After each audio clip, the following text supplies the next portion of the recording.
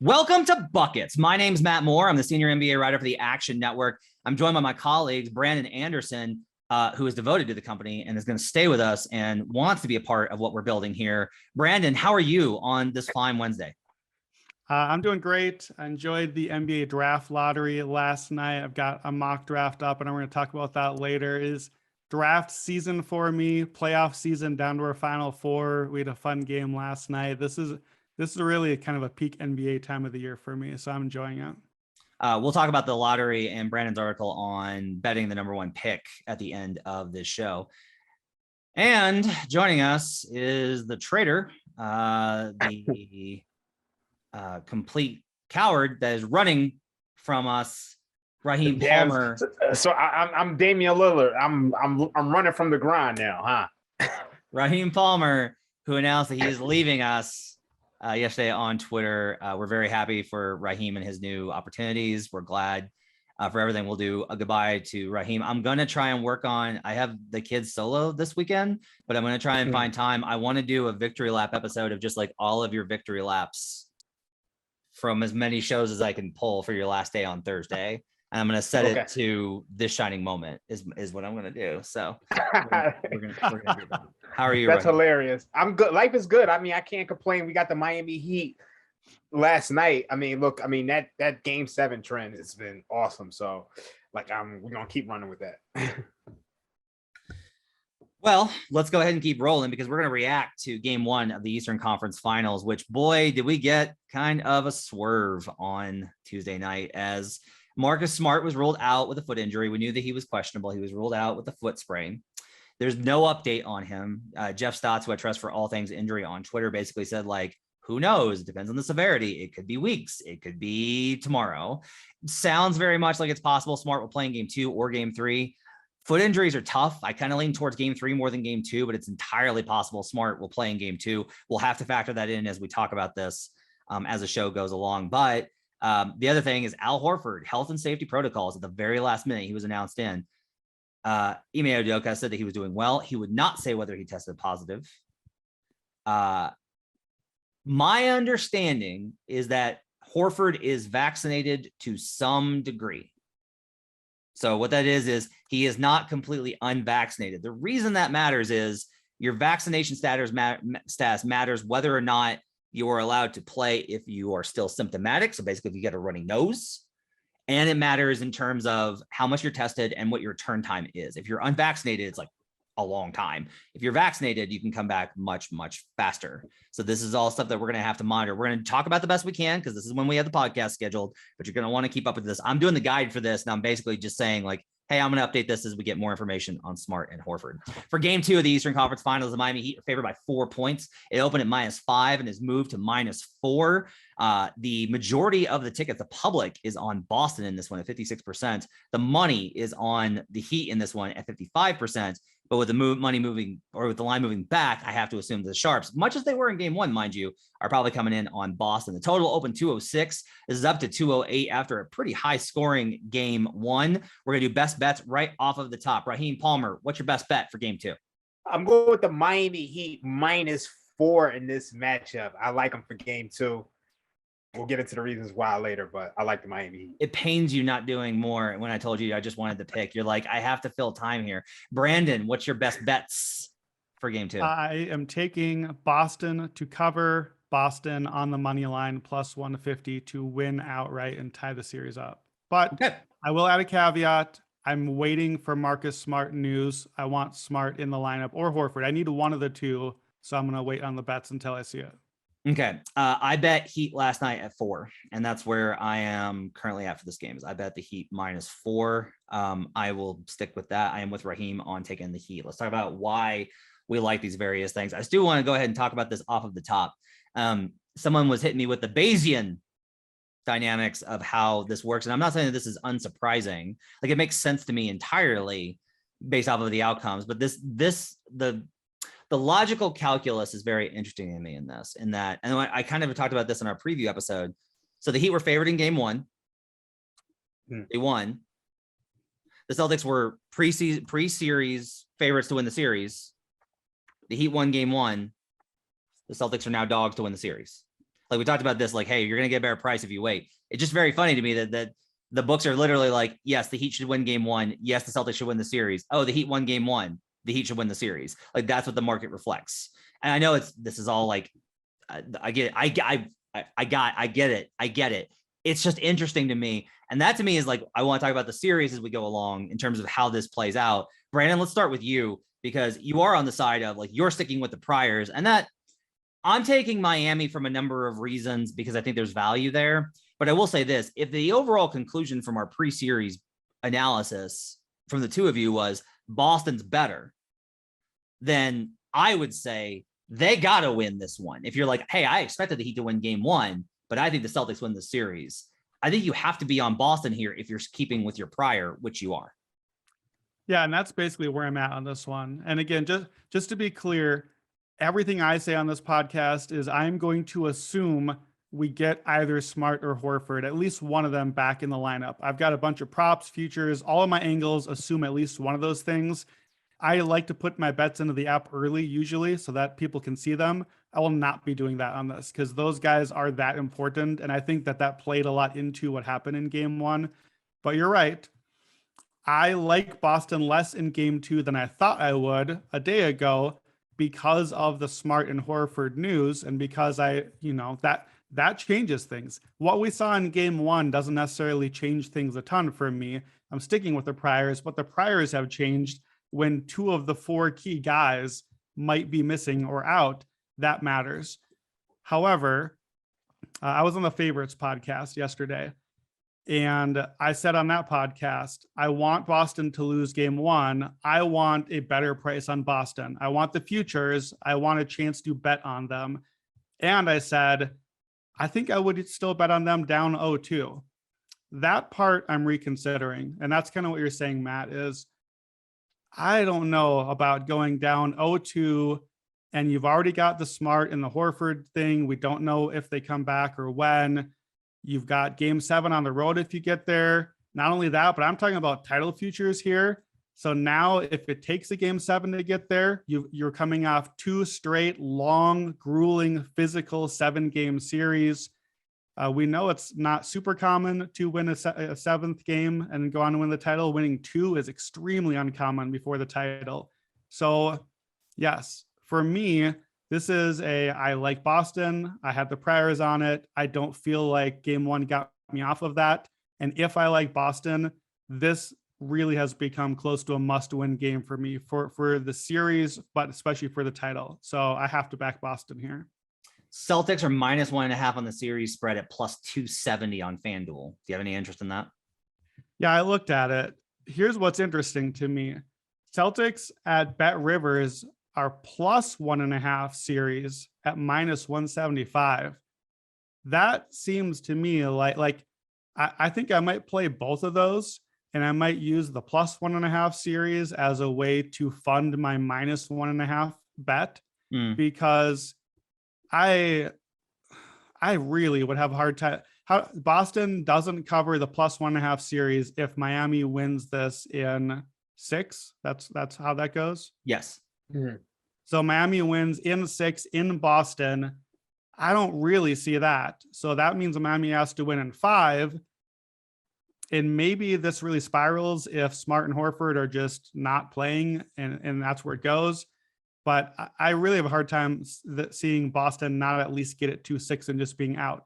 So I'm interested in the Celtics -1.5 series line. The +270 is a tempting number. I think there are other futures angles I like better. If the Celtics win in 6 or less, I will certainly like them for the title. And I am, again, if Smart or Horford plays this game, I am betting Celtics +340 to win the title.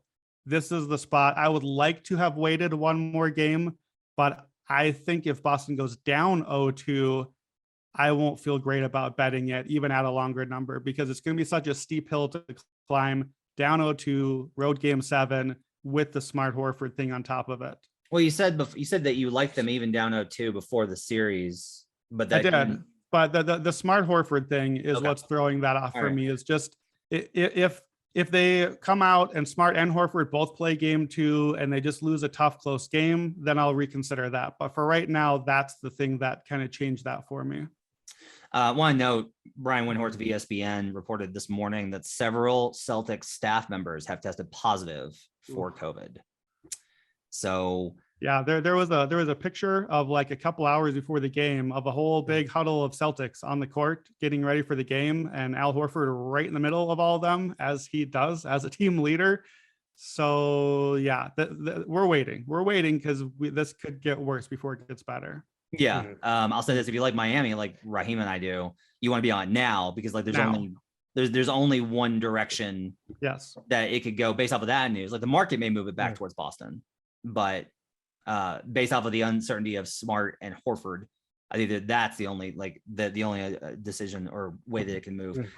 Ra, you liked the Celtics before the series. Have you changed your mind at all on? No, I still like this. I still like the Celtics. I think.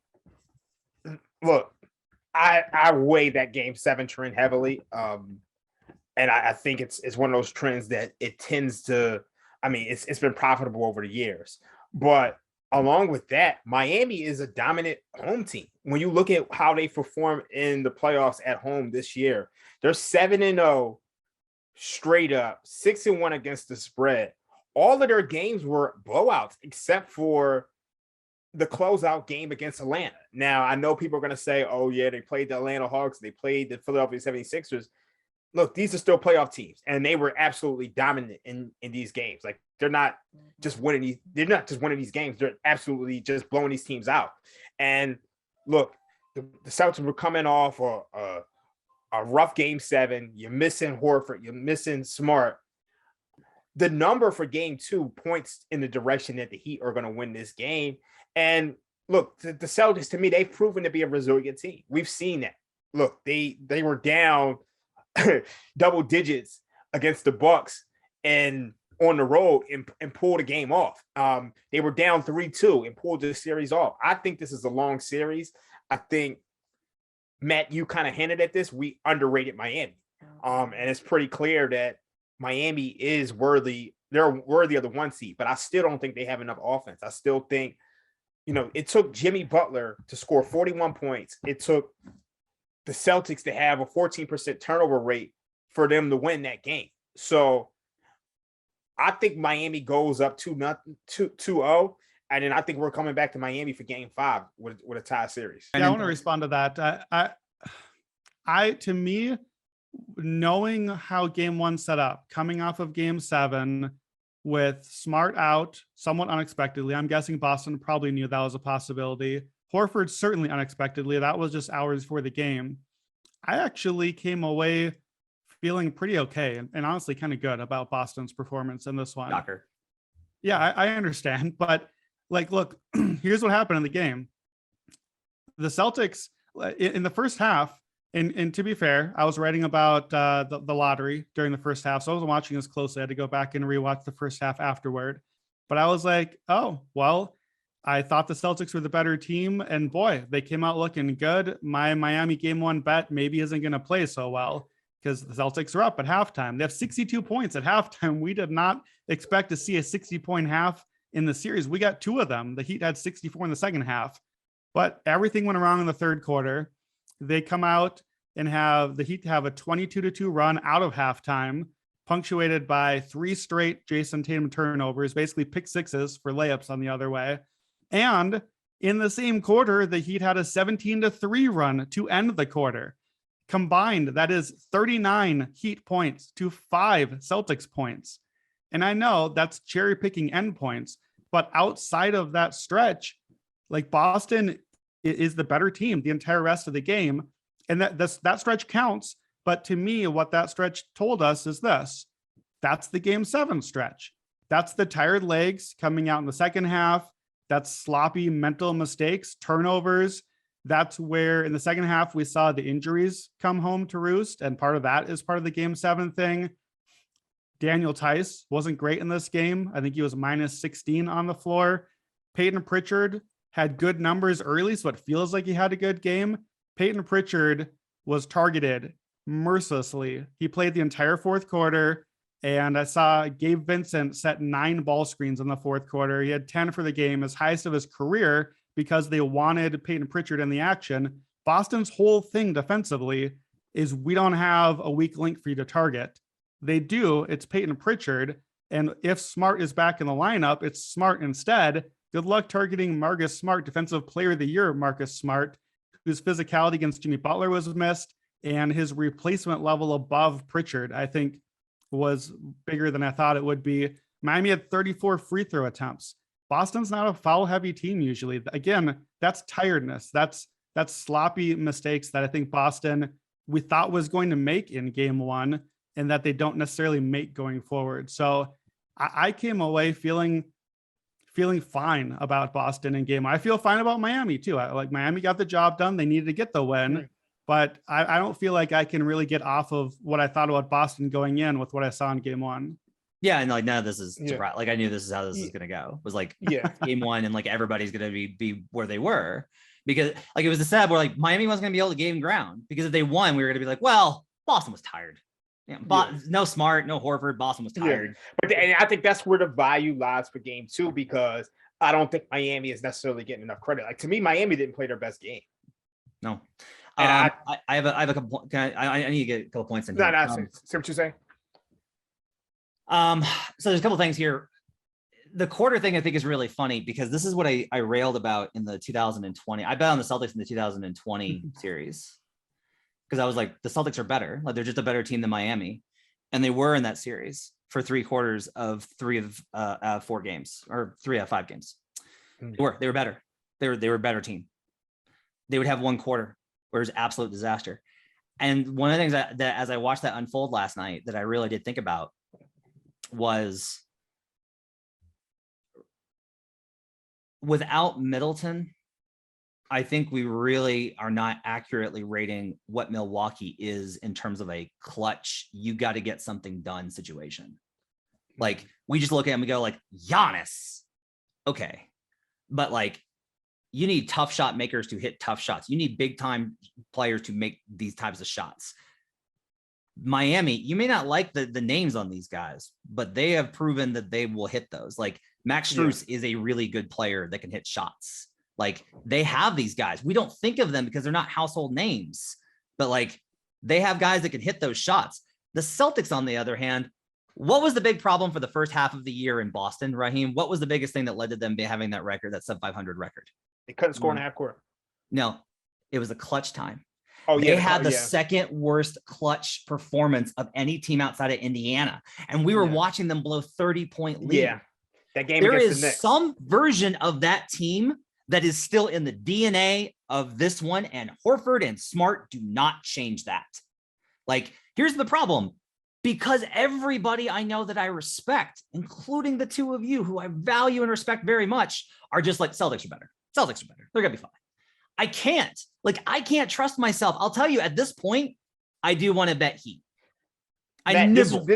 And this is the thing. I'm going to be honest with you. These are the opportunities to get paid. And you see me do it over and over and over again. When the market is against you, this is the opportunity where you got to say, look, I'm trusting myself. Because it's always going to be you versus everybody else on these games. It's always going to be this way. So it's like you kind of got to trust yourself.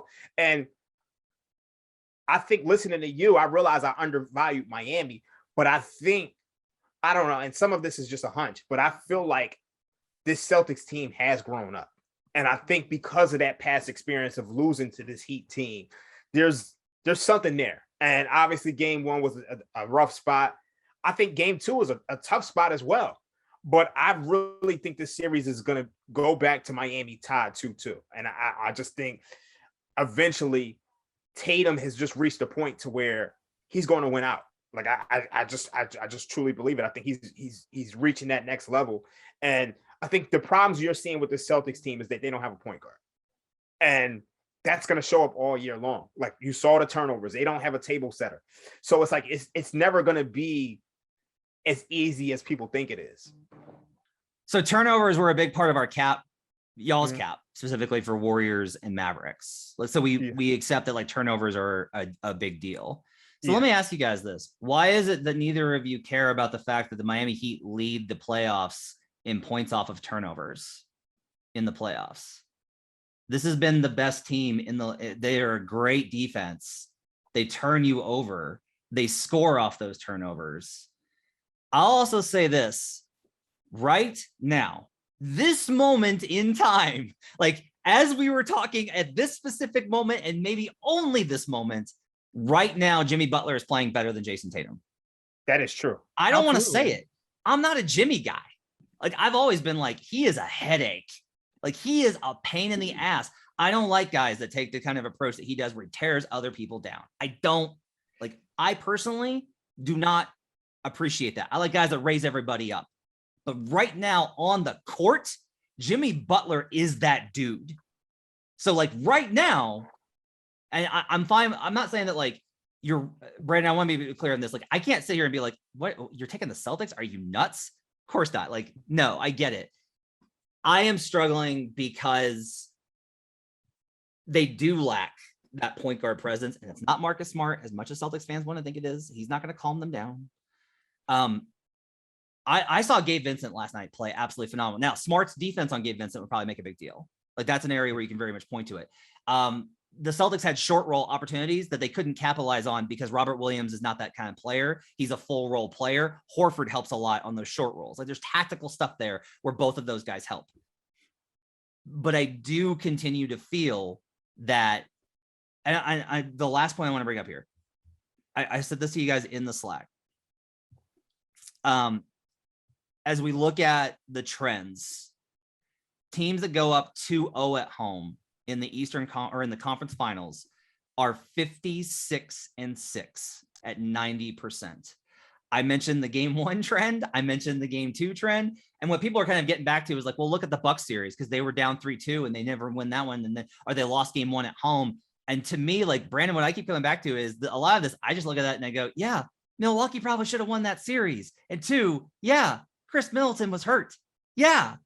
And so when I look at this, I continue to kind of think like, I still don't, the market has shifted. Yeah.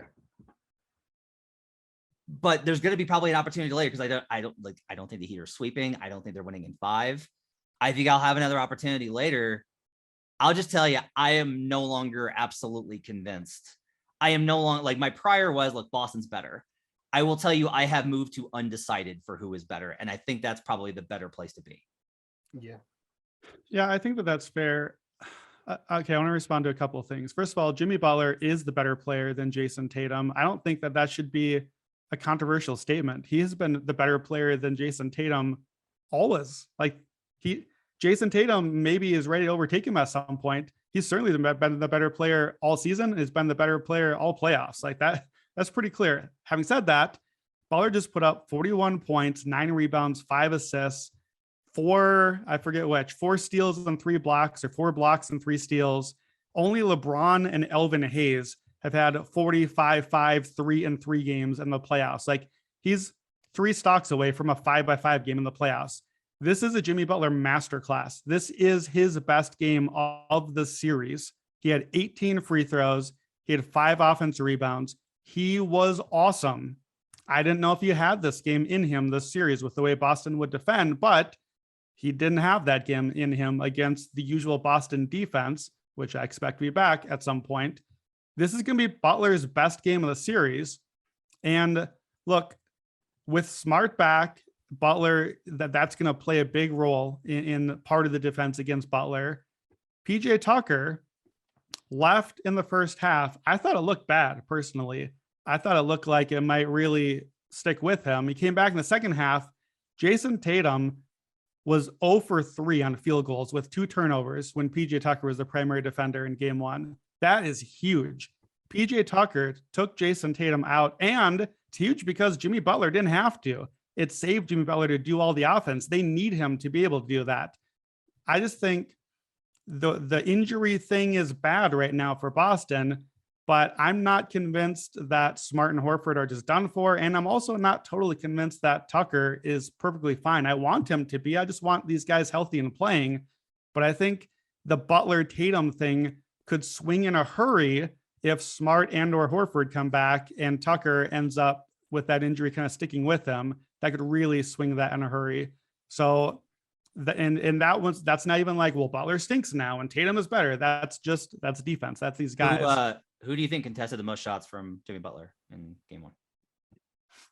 It was like Peyton Pritchard, right? Because he just ate him alive, right? I don't think Peyton Pritchard does a lot of contesting. Well, Peyton Pritchard contested 5 shots. Okay. Jaylen Brown contested 11 and Jayson Tatum contested 10. That is where that kind of comes into. So I think if we look at this, I think you got to like look at a little bit more of kind of how this goes. I'm sorry, those were the wrong numbers. Tatum's corrected 6 and Brown contested 5. Williams contested 4. And with Tatum contesting, Jimmy still had a 50% effective field goal percentage, which isn't great, but it's good enough for a series that's going to be pretty defensive minded. I do have a general thing here. After we saw what happened in the second series, how good do we think Jaylen Brown is defensively? I mean, it's pretty obvious that he is, at least the NBA teams think that he is Boston's weakest defender of their starting 5. That's pretty clear because they're targeting him. Like, we don't have to decide that. They have decided that for us. Yeah, my thing with the Marcus Smart thing, I would just want to stress this with regards to Jimmy. You can talk about Smart's overall impact on different guys. If you're going to run a switch all defense, I don't think it. Like, I just don't think you can be like, well, Smart will take Jimmy. Well, no, Jimmy's just going to force the switch. Like, maybe it's Horford, maybe it's Tatum, maybe it's Brown, maybe it's Williams, maybe it's whoever. Like, and that's fine. If you trust those other guys, that's fine. But we just can't be like, though, we just can't be. My point here is just we can't be like, oh, well, Marcus Smart will just take him, because that's not how the defense. Like, I get mad at this whenever we talk about who's going to guard Luka. It's pick and roll.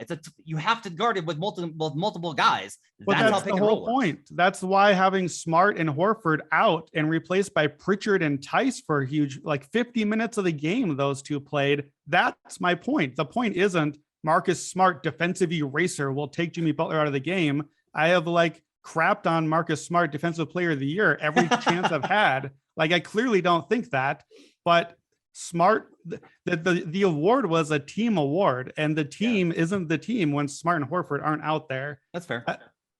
What about, so I put this on Twitter. Boston in the first half had 21 2-pointers out of 30. They shot 70% on twos. They had 42 points in the paint. That is the second most in a half by any NBA team in the last 25 years while it's been tracked. In the second half, Boston shot 10 of 35 on twos, 29%. Or sorry, that's field goals. 4-15 on twos, 6 points in the paint. 6 is less than 42 by a lot. They had 9 turnovers. So, Matt, you're the X and O's guys out of us. What went so badly for Miami's defense in the first half, and what went so right for it in the second half? A couple of things. I think when we start off with this discussion, I think part of what winds up that has to be talked about is in the first half, there was a lot of, you're not playing the Sixers anymore. It turns out the Celtics are not playing the Bucks, Grayson Allen without Chris Middleton team either. I think there was a lot of adjustment for Miami, because they really, like, this is a lot of Raw's take on Miami was like, look at who they played, right? I do think, and I do believe that when you go from teams that are not championship level to championship level, and Boston is absolutely championship level, there is like a period of adjustment. I thought it might have cost them game 1 entirely. It didn't, because of the third quarter, right?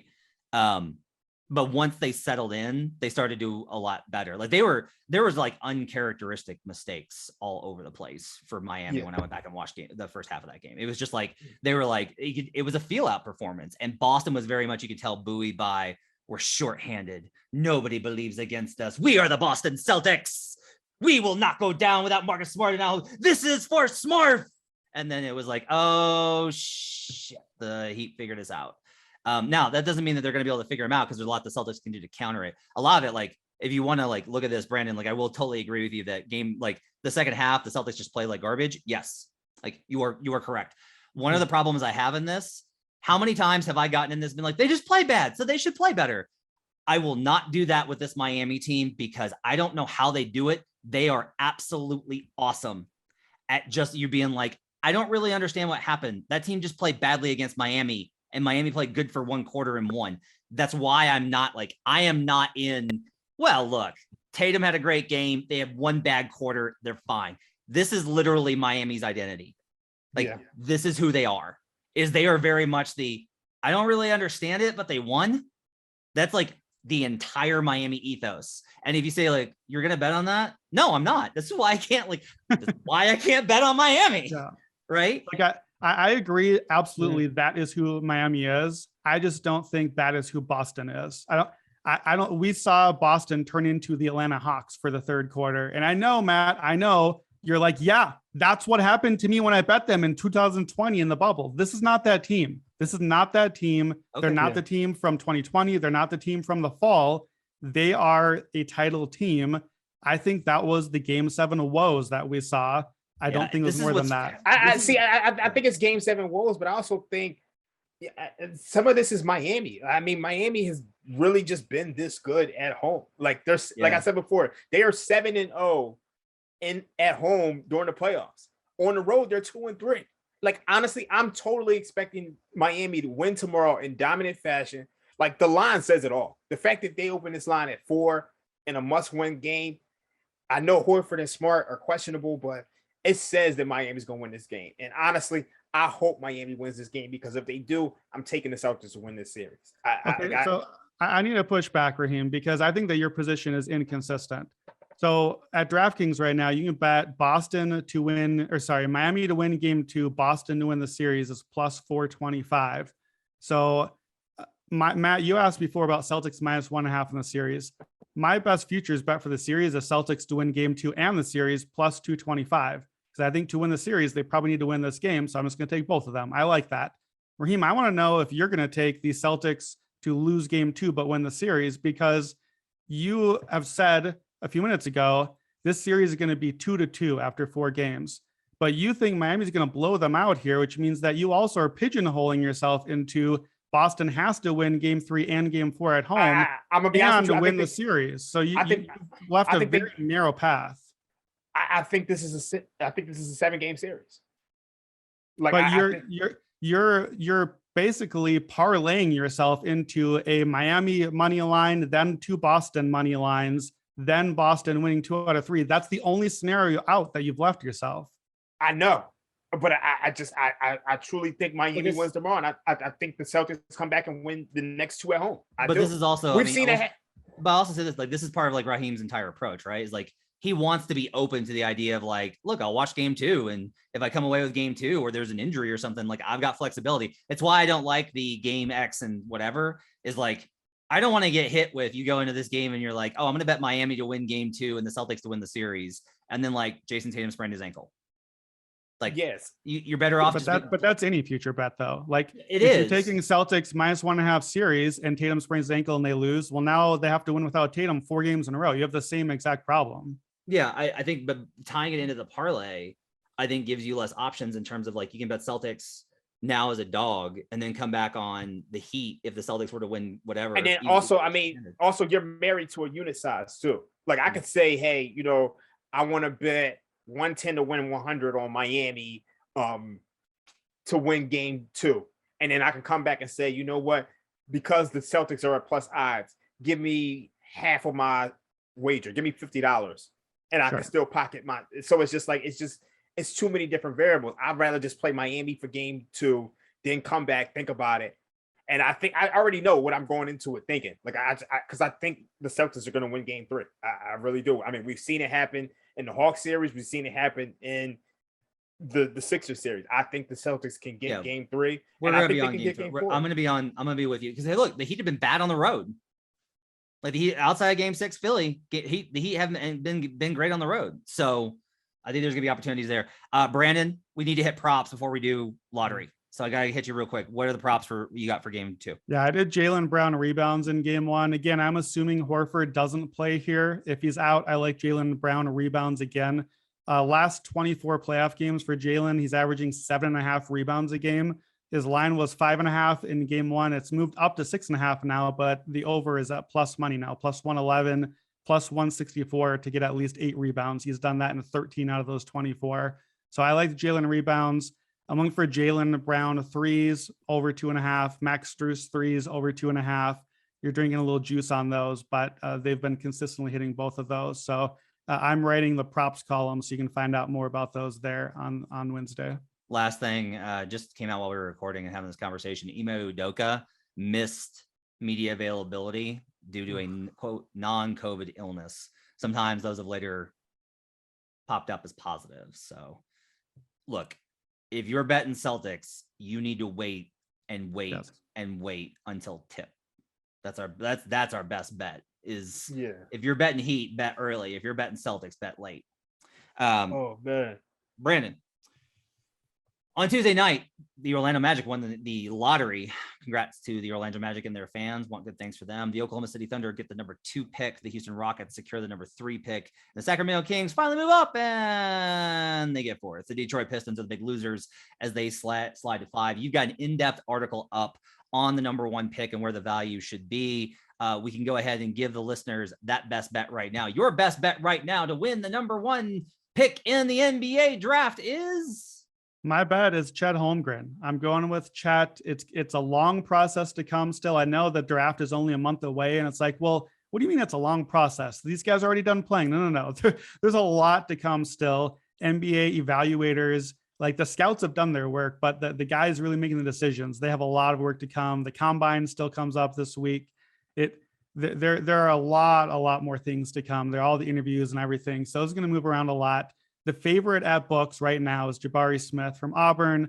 Jabari Smith, we know, had a rough March Madness. His jumper is wet. Like the dude, he looks kind of like Michael Porter Jr. in the way that he plays. He can get the shot off anytime, anywhere. He can self-create the shot. Any NBA team wants a 6'10" dude who can get that shot off. Nobody really knows what Chet Holmgren is supposed to be in the NBA. We've never seen anything like him be successful before, because he's over 7 foot tall and like under 190 pounds. So Evan Mobley has like 30 pounds on him for reference. Like Evan Mobley, who had a lot of questions on his frame, has a lot of strength and size on Chet Holmgren. Chet does a lot of things well. He can dribble, he can pass, he can shoot. He's an incredible defender. He has to stay on the court to do those things. He has to stay out of foul trouble. He has to not break into half when somebody dunks on him. And I think he can do those things. He's won at every level. Chet Holmgren, I talked about in the article, the Magic general manager, John Hammond, he's the general manager that drafted Giannis Antetokounmpo for the Bucks. He drafted Thon Maker for Orlando. He's taken Mo Bamba and he's taken Jonathan Isaac. So Chet Holmgren fits that type of give me the longest, most talented dude that I can get, and I'm just going to take a swing at upset. Now, this is the number 1 pick. This is not those late lottery picks. So I don't know if you do that here, but I like Chet Holmgren to Orlando. I think Orlando could have a pretty nasty defense if they build around Chet and Franz Wagner, Jalen Suggs, the pieces they've got in place already. Jabari Smith, pretty easy top 2. I think he goes to OKC if not to number 1. I got Jabari Smith at 10-1 when the odds first popped up. That's a victory lap for me. Congratulations for you on that. Oh wow, that's a big one. And I'm gonna have to bet Holmgren, I think, at plus 155. The people I've talked to, look, it's early in the process, and everyone's like, look, I don't know. Like, I haven't talked to many people, but the early conversation is basically there's a lean towards Holmgren a lot based off of what Brandon said about Hammond's experience with these type of guys. I don't know how sound that is because there's a lot of different guys in the room now for Orlando, and they have a different team. There was some conversation that they were exploring trades for Mo Bamba with the explicit idea that they would have a possibility of maybe trading or maybe acquiring Chet Holmgren in the draft. So I think there's probably value on Chet, especially a plus number right now. You're getting a plus 155. I will say, like, a lot of the smart scouting folks that I trust that are in league circles are very big on Jabari. They're very big on Jabari as the number 1 pick. Draft Twitter loves Chet. Like, that's just like draft Twitter has loved Chet, and it makes a lot of sense because everyone's like, wait, this kid, this thing. And then to me, it creates like a double down effect where people are like, yeah, this kid, you don't understand how good he is. And look, I don't, my thing is like, I don't want to do the analysis because I find that it's kind of useless for what we do. It matters what these teams are going to do, not what I think. Do I think Chet Holmgren is has the weight of a thin sheet of paper and is going to get obliterated? Yes, I do. It doesn't matter. I could be wrong. It's a draft. These are kids. I don't know. But I will say that I agree with Brandon as of this point that you're probably your best value at plus 155 or better. You can be at 155 at FanDuel is on Chet Holmgren. The only thing I would add to that is I think that you might get better value. Like Matt, in your position in particular, you've got your 10-1 on Jabari. Obviously, that's going to give you a lot of hedge opportunity. I don't really see a scenario where this locks in on Chet and he suddenly is like a minus 200, a minus 300. It's hard for me to see, like, look, we talked about this of where does it go over the next month in the individual workouts and in the interviews and everything. Jabari Smith's going to show up in a gym and hit like 80 out of 100 jumpers. And just like everyone's going to watch the clip and people are going to be like, oh my gosh, I have to have that on my NBA team now. Chet Holmgren is not going to do that. He's not going to just wow people like out of the gym in these individual workouts. Chet Holmgren needs to play basketball to be valuable. Like he's not an individual thing. So if anything, I actually think the Chet number might go the other direction and give you more value to wait. And Matt, you're in such a good position on your 10-1 that I think you can risk waiting a little bit, and you might end up getting, as people lock more into the idea of Jabari number 1, we know how groupthink works, and that's kind of how this goes, that you might be able to get a better hedge position later. I think this moves toward Jabari for now, not away from him.